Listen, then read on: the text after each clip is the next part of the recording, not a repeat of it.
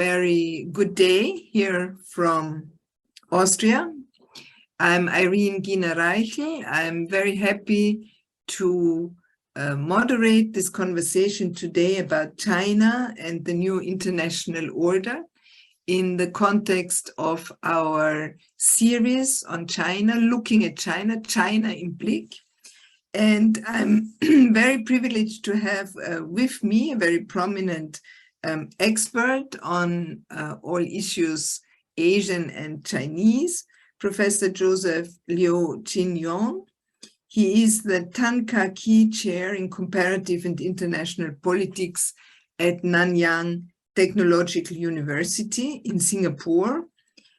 He's the author, co-author, and editor of 14 books or more by now, probably, and also a contributor to major Asian and international media, such as the New York Times, the Straits Times, and so forth. Welcome, Professor Liu. It is wonderful to have this conversation with you here. I believe it's the first time in the context of the Bruno Kreisky Forum, but it's not the first time that you're interacting with European political institutions and European policy institutes. You were also one of the prominent speakers at the European Forum Alpbach this summer. So I'm very happy to continue the conversation that we started there in this new format. Welcome. Thank you, Irene. It's a great pleasure to be with you all. I suppose, good morning, good afternoon, good evening, depending on where you are. And yeah, I look forward to this chat with Irene and through her with all of you as well. Welcome also to our public. I know that we have a very good list of registered live participants in this webinar, and we will also be streaming this on Facebook and then put it on YouTube on the site of the Bruno Kreisky Forum. Obviously, my opening question to you, Joseph, is what is your reading of the proceedings of the party congress that is going on as we speak? Some observers have said the surprise of the congress is that it's no surprise. What is your take on that? Yeah, well, I think first we need to acknowledge that it's not over. There's still a few more days.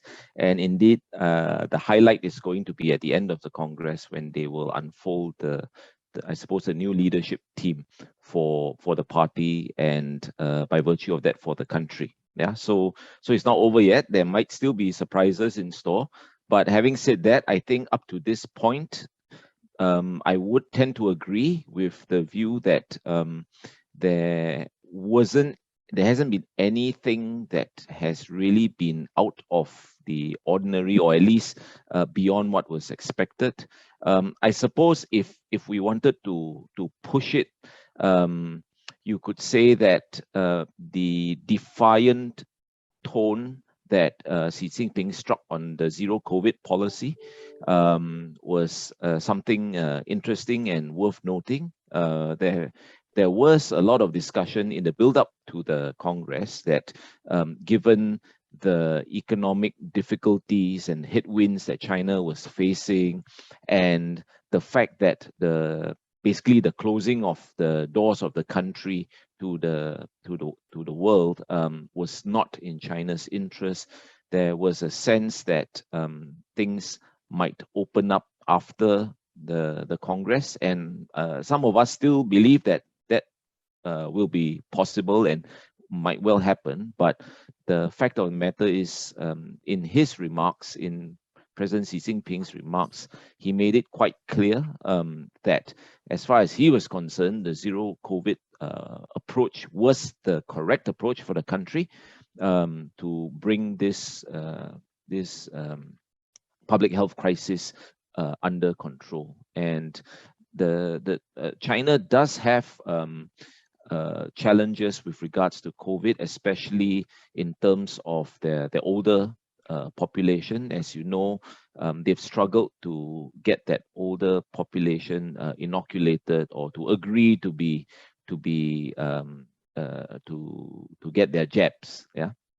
So that was always a concern for the government, and in addition to that, the efficacy of the Chinese vaccines. Vaccines that they have devised in the face of a virus that continues to sort of evolve. Yeah. So it is challenging for the government in that respect. But like I said, overall, I think nothing really that caught most China watchers by surprise.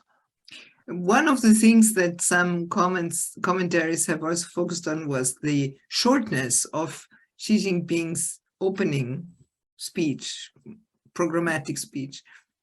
Yes, indeed, it was significantly shorter than his speech at the last party congress. I think but the main point of the Congress remains the same, or at least the opening speech, which is essentially, number one, to lay out the successes of the party and of the leadership over the last 5 years. Number two, which he paid quite a bit of attention on, identifying the challenges. So there's been observation that it was a very securitized speech, in the sense that there was quite a bit of emphasis on the evolving security landscape that is confronting China, and it doesn't look good, right? He talked about high winds, choppy waters, and dangerous storms facing China. I think the subtext there is quite clear. You need a steady ship going forward, and a steady ship requires a competent, steady, strong-armed captain for that ship. Yeah, so quite clearly, the case is being laid for continuity, at least as far as the preeminent leadership of the party is concerned.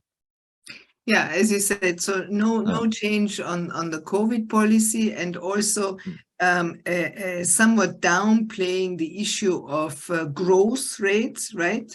Yes. He emphasized, President Xi Jinping emphasized very much the need to put China on a sustainable path and not so much on a growth path, as always was the focus in the past. And he also reiterated some of the very well-known medium-term goals, like making China a moderately affluent society by 2035, which is nothing new. I mean, this is a goal that has been enshrined quite some while by party and government decisions. And it would only require, according to economists, GDP growth of 4.5 to 5% to actually achieve that by 2035. And the structural reforms issue, where the state-owned enterprises and the private companies have their role to play, which is also nothing new because it was already announced in the dual circulation policy of 2020. Of course, for us here watching from Europe, one of the important issues is always how will it play out on the global scene? What is China going to do in terms of external relations? How is China going to try to shape the international order? I mean, many commentators, many analysts, many politicians and professionals of the international relations area think that we are at the moment in time where geopolitics really is at a shifting space. It's not, there is discontinuity, to say the least. We cannot assume that the international order as we had it over the last 20-25 or longer years will continue as it is. So how do you see China coming in all this uncertainty and shifts and Yes. challenges. Yeah. Irene, one thing I will certainly agree with from the opening speech of the Congress is that indeed the headwinds are going to be very rough for China. Of course, how they're going to deal with that is really the issue, right? I think we see a convergence of both geopolitical as well as geoeconomic challenges and difficulties that the party and the president himself has to really try to balance. Yeah. So take the economic situation, for example. We know the forecast, even the most positive forecast for the immediate future is going to be very challenging for the country. Yeah, as it comes out, if and when it comes out of its zero COVID policy, it really will have to ramp up. Xi Jinping will have to strike the balance between, on the one hand, his narrative of self-reliance for the country and his desire. I think my sense is a very strong desire to have a more equitable distribution of wealth, right? I think you look at his policies towards everything from the tuition centers to the big tech companies to real estate, the latest 3 red lines policy. All that is driven by the imperative of ensuring that his goal of common prosperity is has a chance to be actualized. Yeah. But on the other hand, I don't think it has gone so far as him abandoning sort of capitalist principles. He's not. I don't see him as an anti-capitalist in that sense. I think he is quite committed to the fact that economic growth is going to have to be led not just by innovation but by capital and investment as well. I mean, if you talk to people in the finance sector, for example, you will know that thanks in no small part to Liu He's stewardship, the various aspects of the financial sector is being opened up, right? From insurance to asset management, being opened up to foreign commercial interests. Yeah. So the challenge for the new leadership is to balance these two objectives, and at the same time to do that against what you rightly pointed out to be a changing geopolitical order. Yeah, I think this was in part triggered. Well, some people will say it was triggered or prompted by the Trump administration, but in actual fact, even during the Obama administration, you could see that if you consider, for example, the response of the Chinese government to the pivot strategy when it was first announced, I think you can really trace it back then already, that the landscape was starting to change, and change not in a way that was to China's advantage. That is to say, the United States was going to start to push back on the growing Chinese assertiveness and presence, certainly in the Indo-Pacific region. Yeah, and this is something that has carried into the Trump administration, and as far as we can see, it is very much a feature of the Biden administration as well. And I suppose Taiwan, we'll probably talk more about Taiwan later, but certainly Taiwan is, as far as Sino-US competition and rivalry, in terms of strategic competition, the cross-straits relations, Taiwan is very much going to be front and center with regards to that. On the role of the market, there are some who liken the approach to the rule of law versus rule by law approach. No, China has declared officially, it's also in the Chinese constitution, that there is rule by the law, with the Communist Party having the oversight of everything. And some now see a similar situation with the market related policies of the Chinese government to use the market to actually advance the goals set by the government, by the Communist Party. So there would be some kind of rule by the market and not rule of the market as well. Indeed. Yeah, I think that like I said, there is this tension between what the government wishes that it can do in terms of controlling market forces, and on the other hand, a realization that you must let market forces, to some extent at least, drive a lot of the development that you are going to need.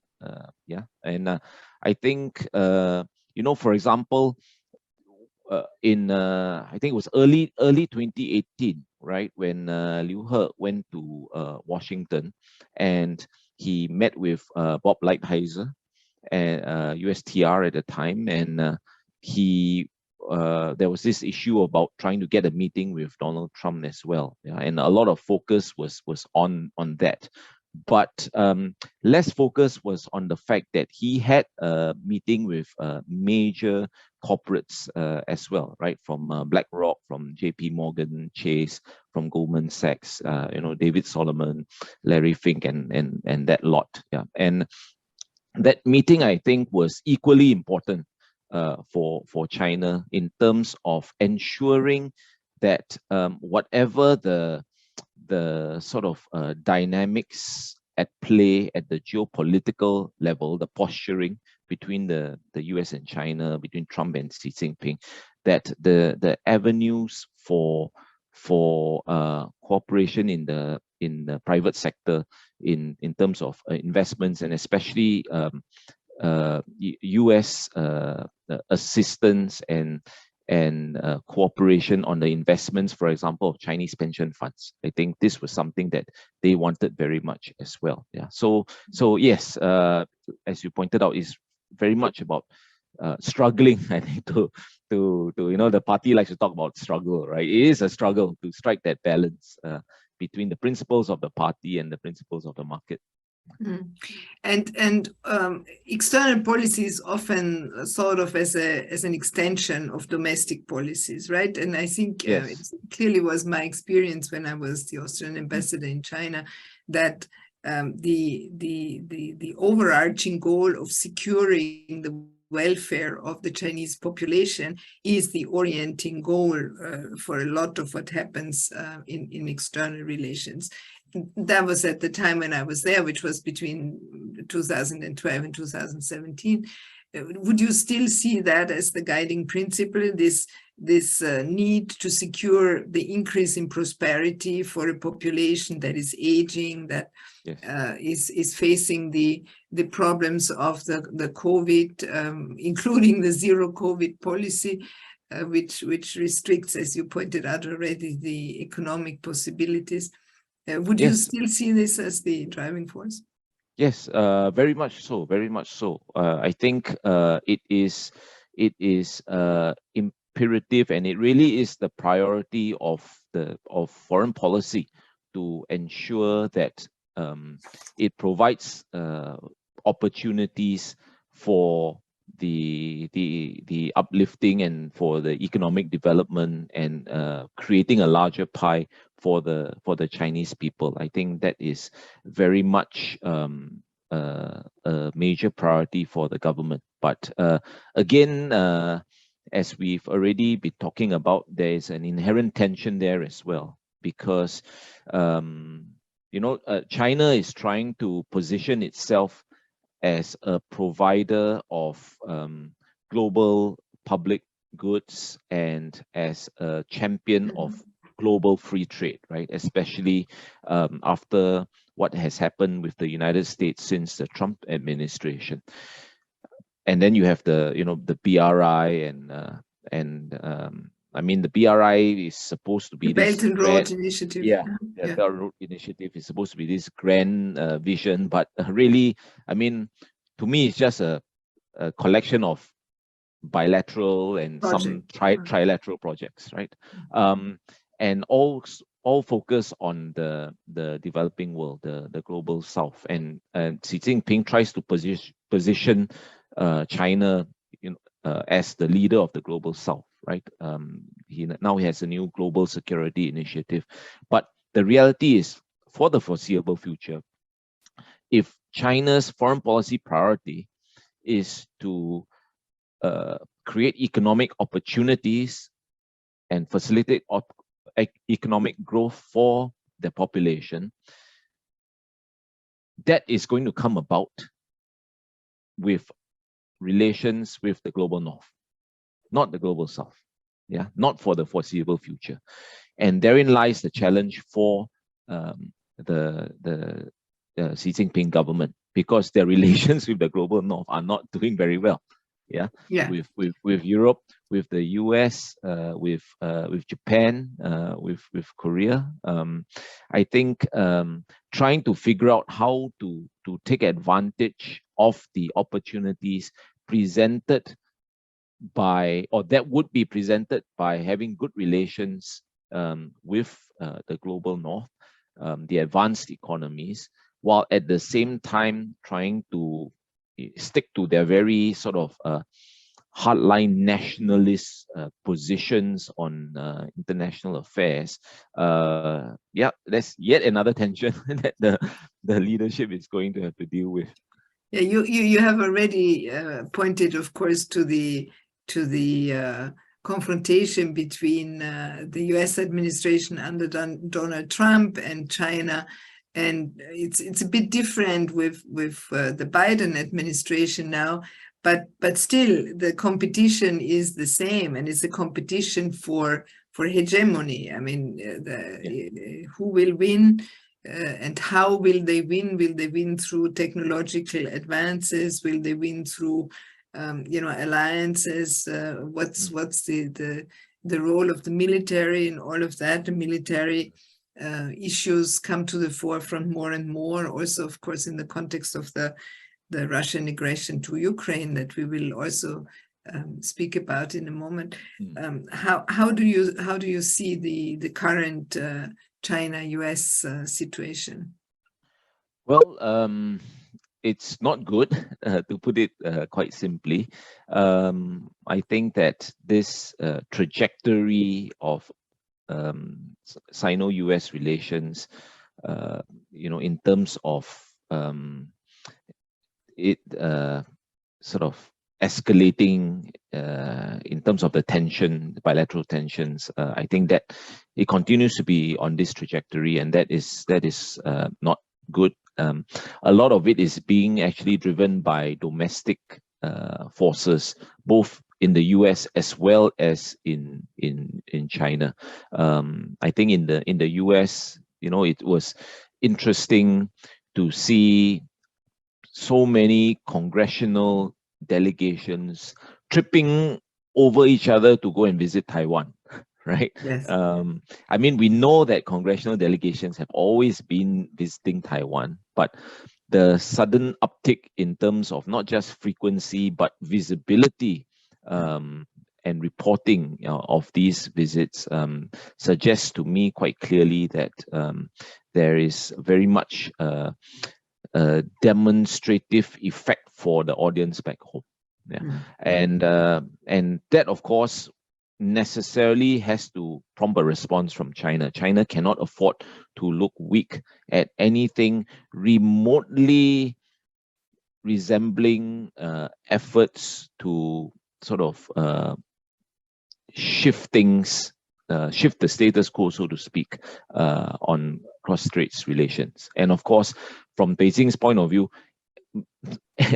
anything they don't like is interpreted as shifting the status quo in cross-strait relations. Yeah, and then of course they have to respond, which they have, and the fact that all this was playing out is essentially in this year, right, 2022, where Biden and the Democrat Party had their backs against the wall, or have their backs against the wall, in view of the upcoming midterm elections there. And of course, in China, Xi Jinping building up to the 20th Party Congress. So all the more both sides were digging in for their respective domestic audiences. And that creates a very, very dangerous, very volatile kind of situation. And, you know, whether it's Europe, Southeast Asia, Taiwan, for that matter, the risk of being dragged in and caught in between these two powers is a very real challenge that we face. And President Xi Jinping, in his speech at the Party Congress, addressed the issue of Taiwan with forceful language. But with language that basically reiterated the position that China has held for a long time. I mean, or do you see any significant changes there? I think in terms of what he was saying, it was more continuity than change. Yeah. So again, from the Chinese perspective, that they do want peaceful reunification, reunification, but they have not renounced the use of force, and that has been a sort of consistent position. I think what may be different, or what may have changed, I suppose, is the context, right? We are looking at a time in cross-strait relations that is more tense, more tense than it has been for quite some time. And the fact that that continues to be a major feature, and mind you, we also have in the US various senior defense officials openly saying that they expect China to actually wage a conflict or start a conflict, a war over Taiwan within the next decade, basically. That doesn't help calm down the situation. Yeah, so it's a very tense situation, and it just well, I mean, it's worrying. It's a worrying situation for all of us, not least in my part of the world, in Asia, in Southeast Asia. Because any conflict over the Taiwan Straits is going to reverberate across the world, and it won't be good for us. Because of the major sea route that goes Indeed. through the Taiwan Straits. Yeah. Indeed, yeah. And the difficulty of being, I suppose, having to choose sides, or if not, trying to get away with staying out of the conflict. But I suppose a lot depends on how this thing unfolds. But yeah, it will be a very a challenging set of circumstances for many countries. Now, this issue of choosing sides is also an issue that becomes more and more felt in the context of the relationship between the European Union and China. Now, as you know, as we probably all know, the official position of the European Union vis-a-vis China so far has been that there are areas in which a cooperation with China is in the mutual interest and even necessary, especially on issues of the global environment, climate change, biodiversity, oceans, etc. There are areas where competition between European Union and China is necessary and good for everybody, because competition in and of itself, can advance innovation and so forth, and bring about the cheapest solutions, etc. And then there are areas where there's rivalry, open rivalry, where there's systemic rivalry, where the two sides agree to disagree, and there are a number of areas that fall into this category. And increasingly, through the current geopolitical configuration, I think there is a certain pull from the United States towards Europe to take a stronger stance against China in many areas, a stronger critical stance towards China. Now, the views diverge as to whether this is in the interest of the European Union or not. Personally, I think the European Union is a big enough player to actually devise and strategize its own path of relations with China, but that view is not shared by everybody. What is your take? What can the European Union do in this current situation?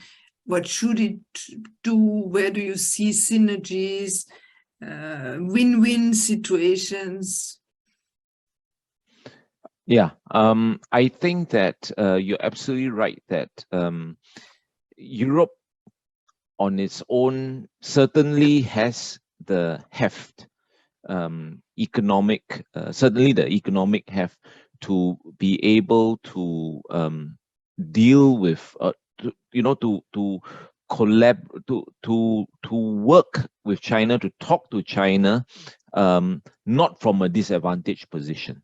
Yeah, but the assumption there, and it's a very important assumption, I think, is whether or not all the members of the EU are in agreement with how they are going to go about doing that. Yeah, because it is premised on the collective whole being better than, I suppose, the sum of its parts. So that, I think, is the first challenge for Europe when it comes to dealing with China. The second is that the need for a sharp enough distinction between European objectives and American objectives. I mean, in the case of the US and the EU, there is obviously alignment on certain global issues, quite a number of global issues, and even alignment in relation to China. Yeah, but the challenge is really to make sure that there's some light, at least, between the European positions and American positions. And not only that, the way you go about trying to advance those positions with China, I think requires some creative thinking, again, to differentiate differentiate yourselves from the US. The situation is one where the rivalry between the US and China is deepening, and we were talking about this earlier.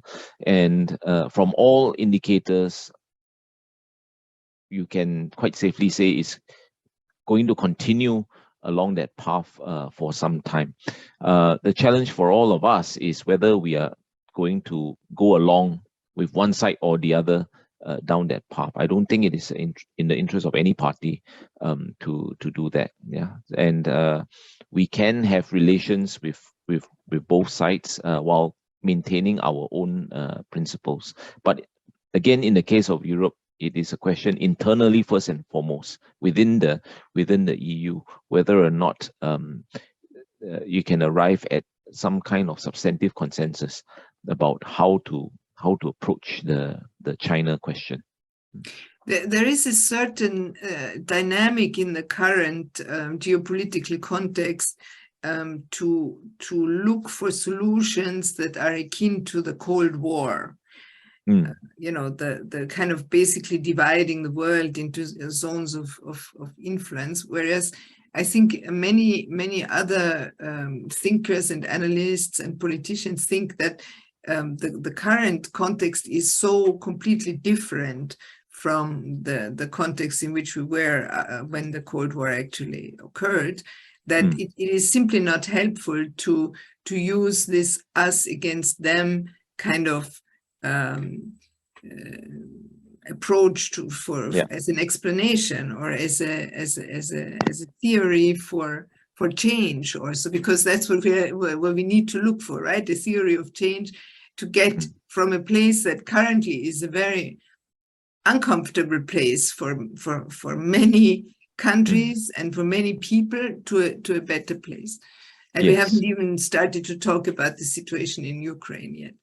Yes, no, I think you're absolutely right. It is in a sense self-defeating to think in terms of Cold War language, not least because it doesn't really reflect the current state of affairs, right? I mean, quite obviously, as far as the world is, what the world is about today, the kind of deep sort of economic integration and interdependence involving China is nothing like what we had during the Cold War. During the Cold War, it was quite clear, two very distinct spheres, and there was very little, if any, overlap between the two. Today is very different. Sorry, go ahead.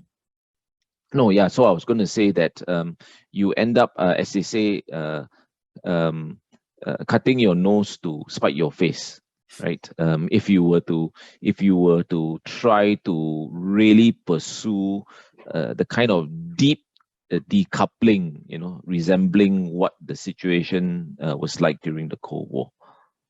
And we said initially that we are in a place where the geopolitical order, the international architecture, etc., are undergoing major changes, transitions, upheavals.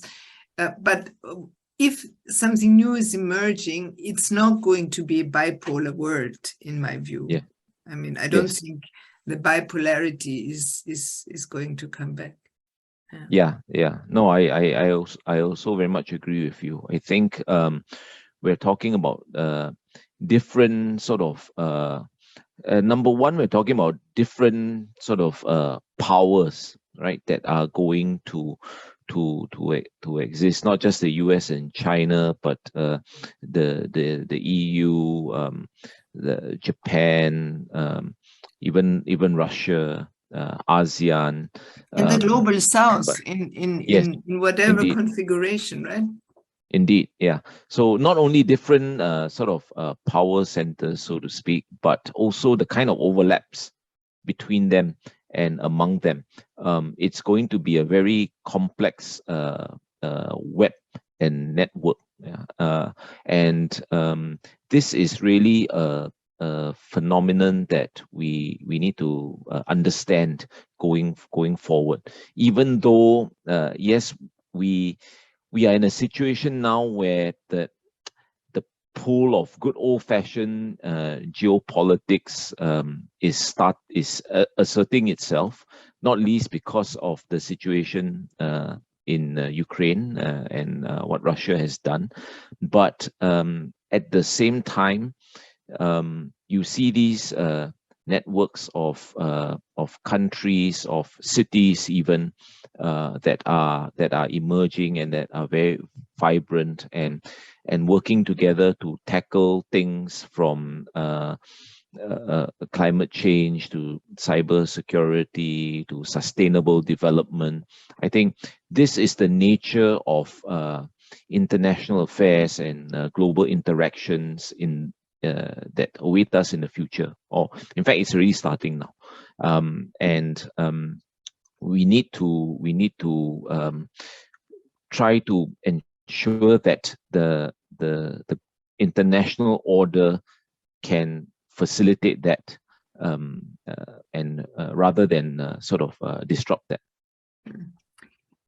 To our participants that listen in live on this Zoom, if you have any questions or comments that you would like to share with Professor Liu and myself, please write it in the chat. Those of you who watch the live stream on Facebook, I believe you also have the opportunity to write in a comment or a question in Facebook, and the team of the Bruno Kreisky Forum will then relay those comments or questions to me.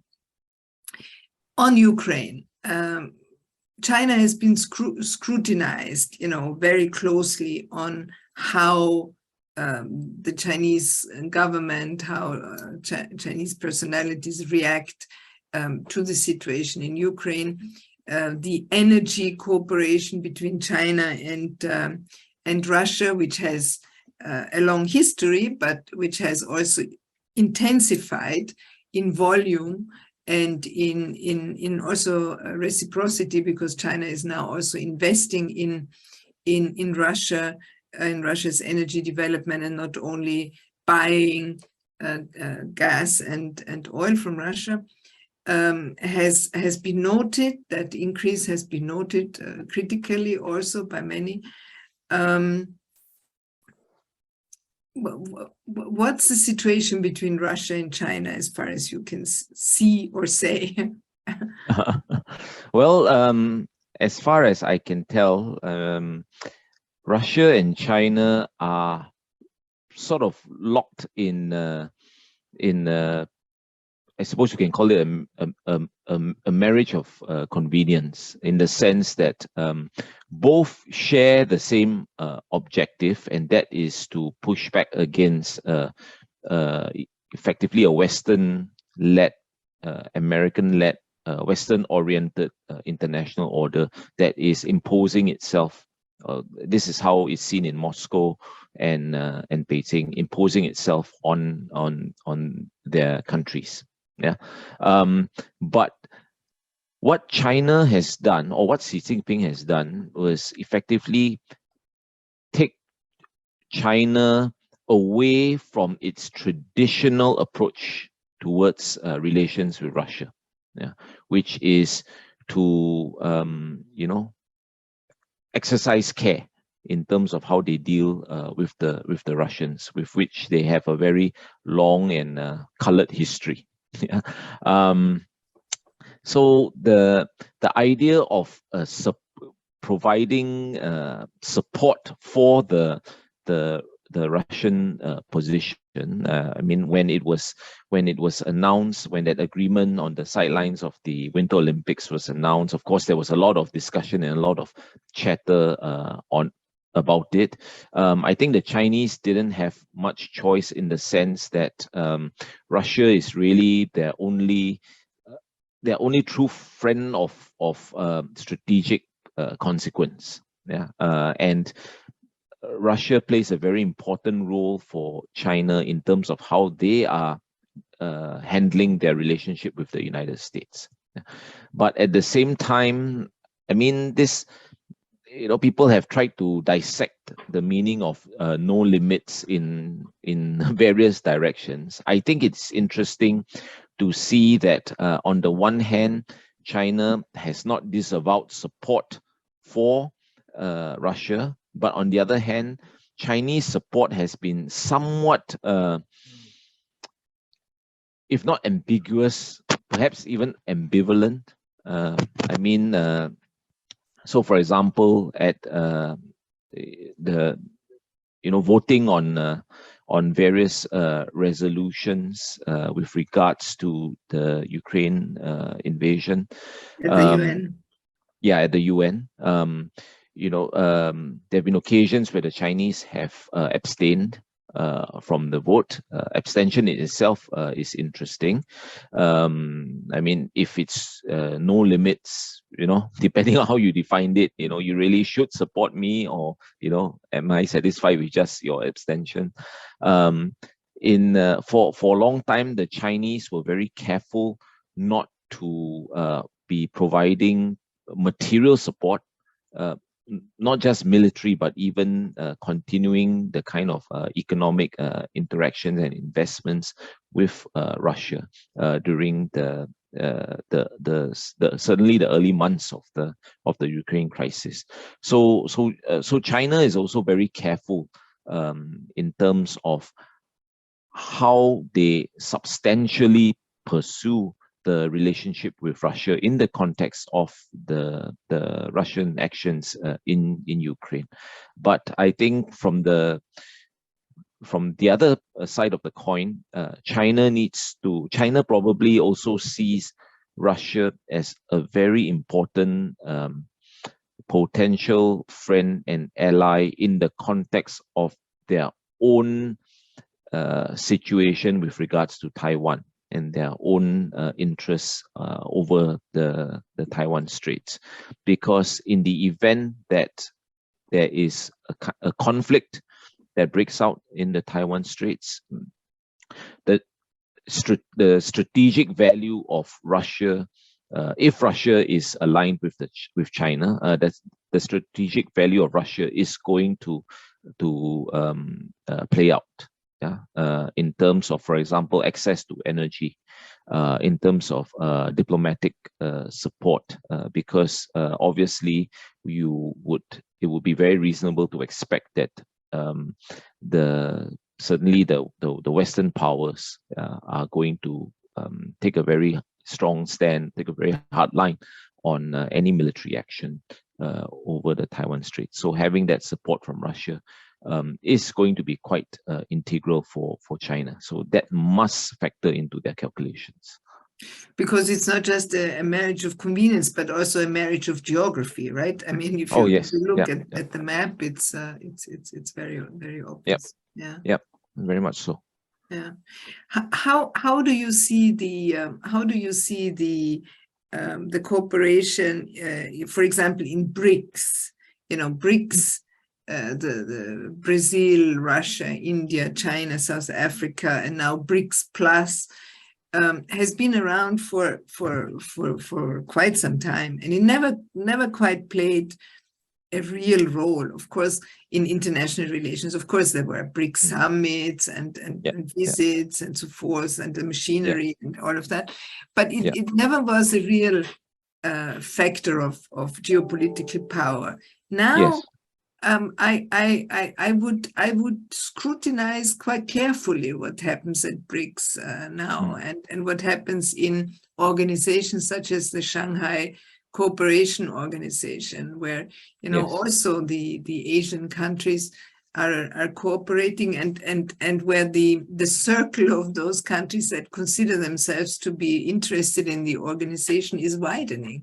Yes, indeed. So these are two very interesting organizations, right? Both the BRICS and the SCO, primarily because they involve not necessarily all, but certainly their main members are the key non-Western powers, economic as well as political powers.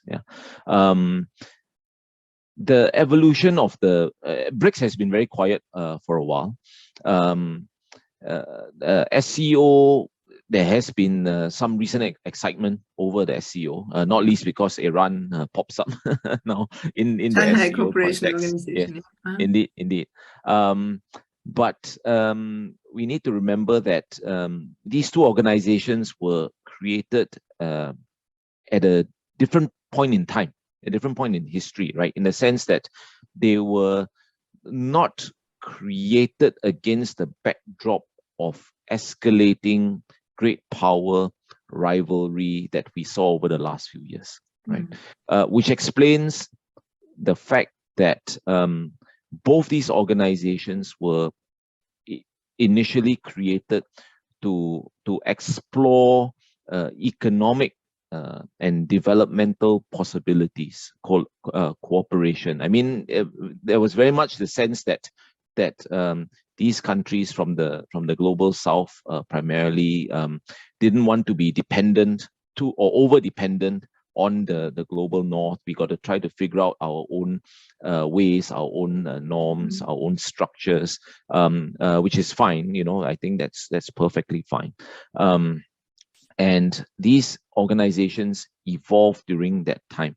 But now, like, for example, the SCO, a lot of discussions now about whether or not they are going to branch out beyond just economic cooperation to look at political, geopolitical kind of cooperation. Now, that is not going to be easy, nor is it going to be straightforward, because a lot of the countries, the member countries within the organization, I mean, they haven't sorted out their own differences, political differences.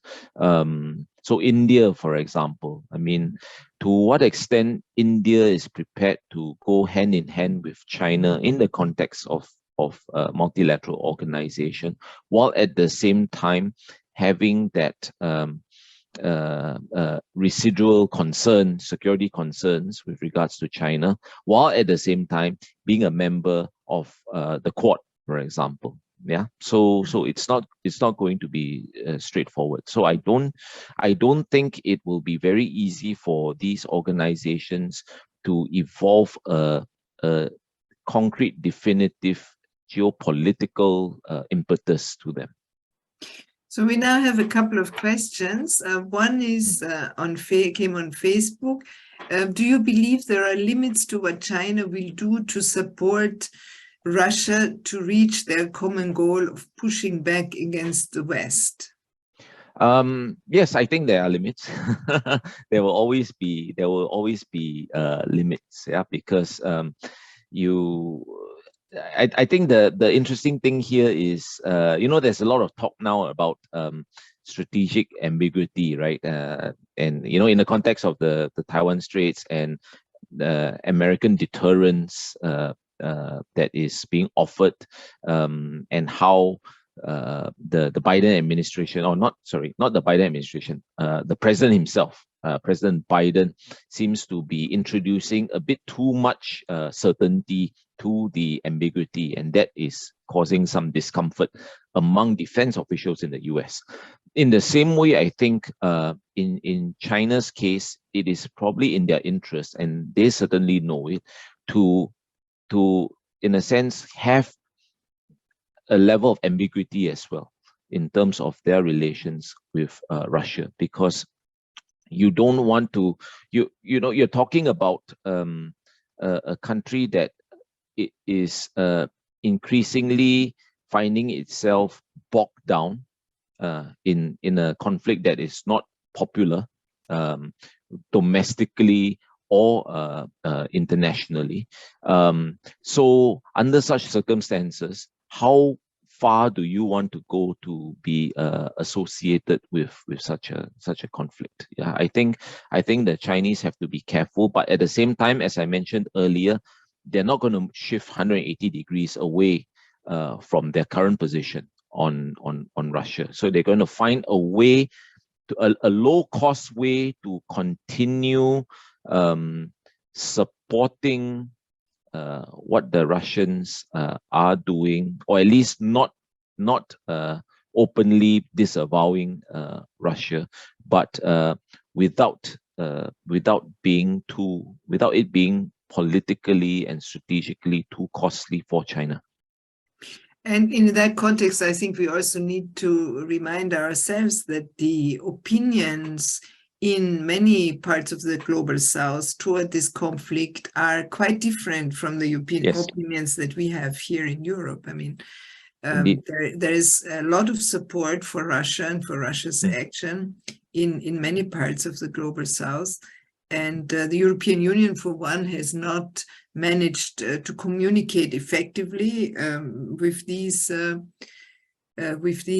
partners in the global south, or to convey our view convincingly to them. So that, you know, it's not just there is one correct view and then there is China outside the fold. Yes. But there are, No, you're absolutely right. I mean, you would think that it is quite straightforward, right? A violation of the sovereign, the territorial integrity of a recognized, UN member sovereign state.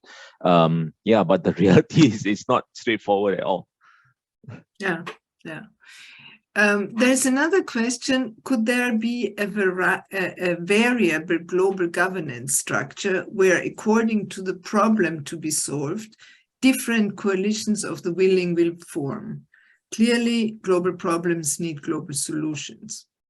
Yes, I think that this is not a new discussion. We've been having this discussion for some time already. I think, and if memory serves, I think a lot of this discussion was triggered when people started talking about a G2, and then everyone, China and US, when things were much better between the two of them, and then the rest of the world got a bit worried, like, oh no, what about us? What about us? They're leaving us out. Yeah. They're leaving Yeah, exactly. 2/3 of the world's population out. Yeah. Exactly. Yeah, and then, but at the same time, a realization that while theoretically, it'll be nice to have a one size fits all a global organization like the G20, for example, that can sort of take on all the world's problems. But the reality is that states pursue what is of immediate interest to them, and if an issue is not of immediate interest to them, they're not going to invest too much time or energy on it. Or worse, if it's at odds, if the predominant position is at odds with what a particular state believes is in their national interest, then they're obviously not going to go along as well. So this idea of functional cooperation in order to get things done, I think it is something that certainly should be considered. But of course, there are some complications there as well, because what you're going to end up with is a very complex and messy sort of conglomeration of actors, issue-based, right? Depending on the issue, you'll have this group of states, and another issue, another group of states. But I suppose that's the reality of international affairs today.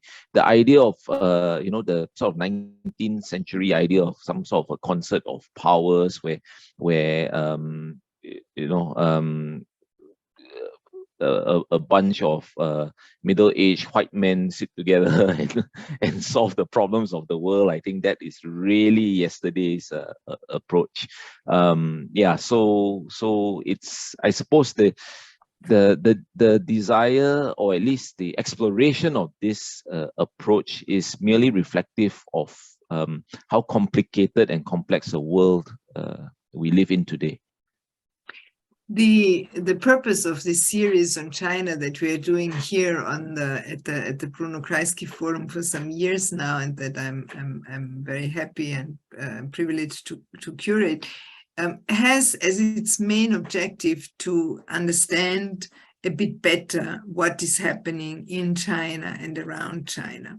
So as we come to the end of the time that is allotted to us, perhaps my closing question to you is, what should we watch for now with regard to China in particular? China is very complex. There's lots of things going on, lots of different messages emanating.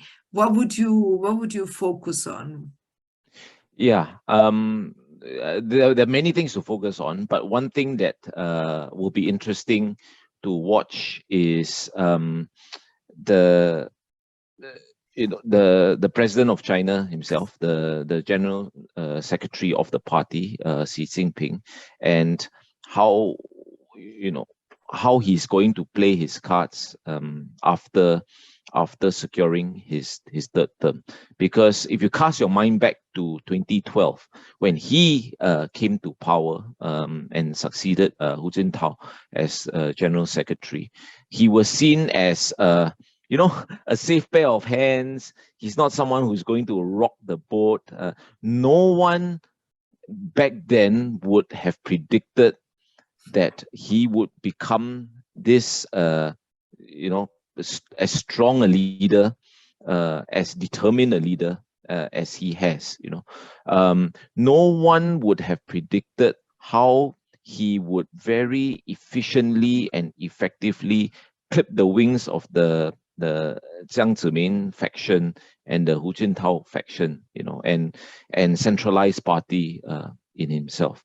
So he is really, he's at the point where I think no Chinese leader since Mao has been in such a strong position and sort of centralize so much power in himself. On Saturday, we will know whether that script is going to continue, right? When we have a look, when we will see the lineup of the standing committee of the Politburo and the Politburo itself, of course. And from there, one thing to watch out is how he uses this power in the context of what I mentioned earlier, trying to balance these issues of his legitimacy and the legitimacy of the party on the one hand, and the important role played by market forces in the other, and how that ties in with foreign policy. So it sort of starts from the top and then it trickles down from there. Thank you very much. This is a live conversation with Professor Joseph Liow Chin Yong. We conversed around the issue of China and the new international order. I'm Irene Gina-Reichel. Thank you very much for watching. This brings our conversation to a close. Thank you so much, Joseph. Thank you, Irene, and thank you everyone for tuning in and for your questions.